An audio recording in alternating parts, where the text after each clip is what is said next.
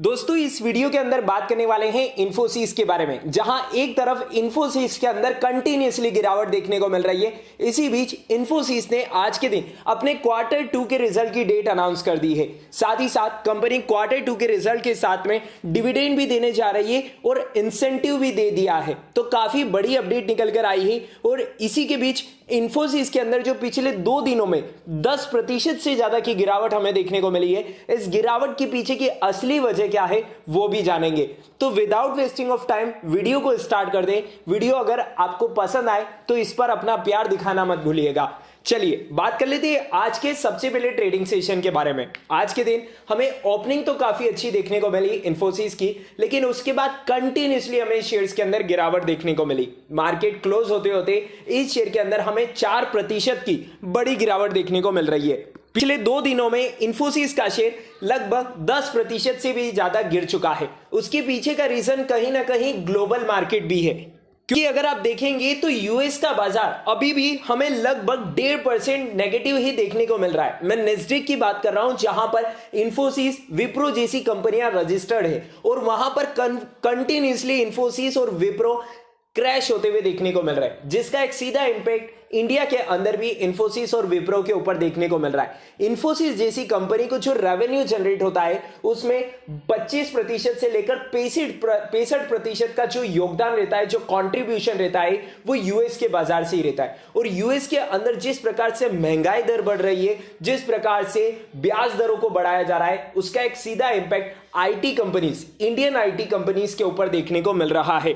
सबसे पहले मैं आपको इन्फोसिस की वो अनाउंसमेंट बता देता हूं जो आज के दिन निकल कर आई है। अगर आप बोर्ड मीटिंग्स में देखेंगे तो 13 अक्टूबर 2022 के दिन इन्फोसिस अपना त्रैमासिक रिजल्ट यानी कि क्वार्टर 2 का रिजल्ट डिक्लेयर करने वाली है, जिसके साथ में कंपनी ने डिविडेंड को लेकर भी अनाउंसमेंट करी है। यानी कि ओवरऑल अगर आपने इन्फोसिस के अंदर खरीदारी कर रखी है तो 13 अक्टूबर 2022 की तारीख को आप अपने पास में नोट डाउन कर लीजिएगा, क्योंकि इस तारीख के दिन हमें कंपनी की फाइनेंशियल परफॉर्मेंस पता पड़ेगी जो कि क्वार्टर 2 में किस प्रकार से रही है। बात करें कि इन्फोसिस ने जो इंसेंटिव यहां पर दिया है वो किन को मिलेगा। आप देख सकते हैं Infosys allot 74,065 equity shares under stock incentive compensation plan. तो यहां पर कंपनी ने कुल मिलाकर अपने एम्प्लॉयज के लिए 74,065 इक्विटी शेयर्स अलॉट किए हैं इंसेंटिव कंपनसेशन प्लान के थ्रू, जिसका बेनिफिट एम्प्लॉयज को मिलने वाला है। यानी कि अल्टीमेटली इसका बेनिफिट शेयर होल्डर्स को नहीं मिलेगा। अब बात करते हैं कि इन्फोसिस के अंदर गिरावट के पीछे की वजह क्या है। अगर आप इन्फोसिस, टीसीएस, विप्रो अगर इन शेयर्स को उठाकर देखेंगे तो सबसे पहली नेगेटिव न्यूज तो ये थी ही सही कि ओवरऑल ग्लोबल मार्केट डिक्लाइन हो रहा है, पूरी यूएस के बाजार में गिरावट है। लेकिन उसी बीच यहां पर जले पर नमक छिड़कने के लिए गोल्डमैन सैच्स की रिपोर्ट निकल कर आ जाती है। जी हां दोस्तों, गोल्डमैन सैच्स की रिपोर्ट निकल कर आती है और उन्होंने जो इन्फोसिस, विप्रो, टीसीएस को लेकर डाउनग्रेड की रेटिंग दी थी, अब वो सेल की रेटिंग दे देते हैं, जिसके कारण यहां पर और ज्यादा सेलिंग प्रेशर हमें कंटिन्यूअसली बनते हुए देखने को मिल रहा है। अब देख पाएंगे Goldman Sachs noted that imminent slowdown in the economy has not been factored in by the companies yet.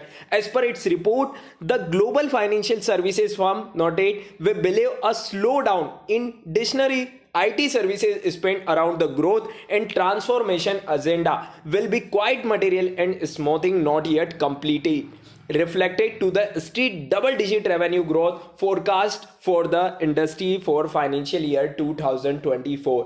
यानी कि अल्टीमेटली अगर आप देखेंगे तो जो डबल डिजिट ग्रोथ है वो कहीं ना कहीं अब हमें एक्सटेंड होते हुए देखने को मिल रही है। यानी कि जो आईटी कंपनीज की ग्रोथ हमने एक्सपेक्ट करी थी, अब वो हमें फाइनेंशियल ईयर 2024 तक कहीं ना कहीं शिफ्ट होते हुए देखने को मिल रही है। अगर हम इन्फोसिस के कुछ की मेट्रिक पॉइंट्स बात करें तो कंपनी का मार्केट कैपिटलाइजेशन तो ह्यूज है, 5,79,000 करोड़ रुपए का कंपनी का मार्केट कैपिटलाइजेशन है। एक लार्ज कैप कंपनी है, इंडिया की second largest IT sector company है, जो कि ऑलरेडी पास में काफी अच्छे रिटर्न्स अपने इन्वेस्टर्स को बनाकर दे चुकी है और इसका डिविडेंड यील्ड परसेंटेज भी 2 से 2.25% का देखने को मिलता है। साथ ही साथ अगर हम इस कंपनी के return on capital employed and return on equity percentage की बात करें, यानी कि इसका आरओसी और आरओई की बात करें, तो वो भी हमें 25 से 30% के करीबन देखने को मिलता है। तो नो डाउट कंपनी काफी अच्छी है, लॉस में स्क्वायर ऑफ करने वाली बिल्कुल भी नहीं है। लेकिन आईटी कंपनी जो अभी सबसे ज्यादा सफर कर रही है वो है इनके मार्जिन को लेकर। जी हां दोस्तों, अगर आप देख पाएंगे तो जून 2022 में इंफोसिस ने काफी अच्छा रेवेन्यू जनरेट किया, 34,470 करोड़ रुपए का कंपनी ने रेवेन्यू जनरेट किया। लेकिन उसके सामने अगर आप कंपनी का ऑपरेटिंग प्रॉफिट मार्जिन परसेंटेज देखेंगे तो दिसंबर 2021 में जहां कंपनी का मार्जिन परसेंटेज 26% का था, जो कि मार्च 22 में घटकर 24% रह गया और जून 2022 में घटकर सिर्फ 23% रह गया। तो अल्टीमेटली कंपनी रेवेन्यू तो जनरेट कर रही है, कंपनी की ऑर्डर बुक भी अच्छी है, लेकिन कंपनी के जो खर्चे हैं, जो एक्सपेंसेस हैं, वो बढ़ने के कारण कंपनी प्रॉफिट नहीं निकाल पा रही है, जिसके चलते यहां पर कंटिन्यूसली हमें प्रेशर देखने को मिल रहा है। चलिए अब बात कर लेते हैं कुछ टेक्निकल लेवल्स के बारे में। सबसे पहले इंफोसिस के आरएसआई रिलेटिव स्ट्रेंथ इंडेक्स की बात कर लेते हैं, जो कि 32 देखने को मिल रहा है। यानी कि अगर कल के दिन इस शेयर्स के अंदर गिरावट होती है तो ये शेयर पूरी तरीके से हमें ओवरसोल्ड जोन की कैटेगरी में जाते हुए देखने को मिल सकता है। तो अगर ये शेयर ओवरसोल्ड जोन की कैटेगरी में जाता है तो यहां पर आपके पास फ्रेश बाइंग के लिए, एसआईपी के लिए यहां पर अपॉर्चुनिटी रहेगी। लेकिन अगर आप शॉर्ट टर्म पर्पज से इन्वेस्टमेंट करना चाहते हैं तो यहां पर थोड़ी सी दूरी बनाकर रखनी होगी। अगर हम इसके मनी फ्लो इंडेक्स की बात करें तो वो पूरी तरीके से ओवरसोल्ड जोन में चला गया है, यानी कि 26.4 का इसका हमें एमएफआई लेवल देखने को मिल रहा है और शेयर पूरी तरीके से ओवरसोल्ड जोन की कैटेगरी में है। तो ओवरऑल यही कहना चाहूंगा, अगर आप इंफोसिस के अंदर खरीदारी करना चाहते हैं तो वन टाइम इन्वेस्टमेंट नहीं करते हुए एसआईपी पर फोकस कर सकते हैं।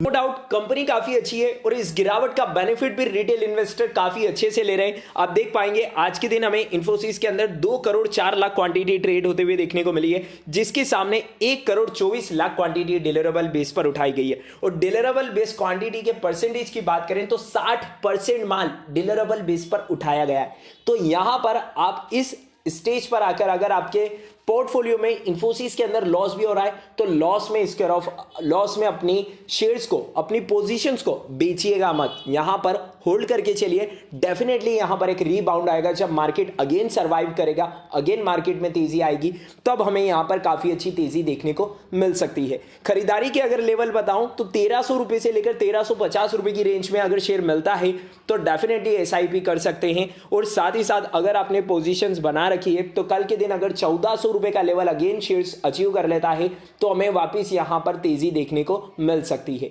उम्मीद है आपको वीडियो और अपडेट पसंद आई होगी। अगर आपको वीडियो और अपडेट पसंद आई है तो इसे लाइक, शेयर, सब्सक्राइब करना मत भूलिएगा। मिलते हैं नेक्स्ट वीडियो में अनदर किसी इंपॉर्टेंट अपडेट के साथ। तब तक के लिए स्टे कनेक्टेड, स्टे अपडेटेड। साथ ही साथ टेलीग्राम चैनल को भी ज्वाइन कर लीजिएगा, लिंक आपको डिस्क्रिप्शन बॉक्स में मिल जाएगी।